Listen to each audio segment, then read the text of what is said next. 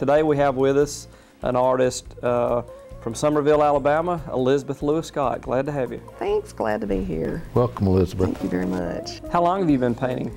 Long time, since I was a kid. I majored in art at Principia College up in Elsa, Illinois, and I hit the ground running as an artist when I got out way back in the 70s, and it was interesting because that was the period of time where representational art was even frowned upon. Well, did back in the 70s when you were in school and taking art, were you interested in wildlife at that time, or did you pick up wildlife later? Actually, I started out as very interested in equine art, horses. I'm a full signature member and instructor at the American Academy of Equine Art up in Lexington. I've seen some of your work, it's very good. Well, thank you very much. Lexington, Kentucky. And so that's what I did for a long time, and I still do equine art. But I was out in Wyoming and I got hooked. Seeing all the wildlife up close, it was a really wonderful experience, and it just got me inspired, and it was fun for a change because I still love my horses. We have a working horse farm, but at the same time, it was time to change and do something new, and I just love it. Well, what medium do you paint in?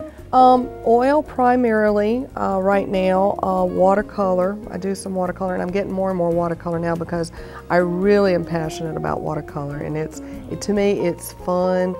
And I do drawings as well because to me the drawing is the foundation and of any good painting, for me anyway. And I'll do a lot of preliminary drawings and sketches to get ready to do the painting and try to work out as many problems as I can, you know, before I actually put the paint on, because as an artist you know that no matter how well prepared you are, you're gonna get some problems that are gonna come along. So, you know, those kind of hopefully weed out some of the real neat dumb mistakes that we can make, you know, early on.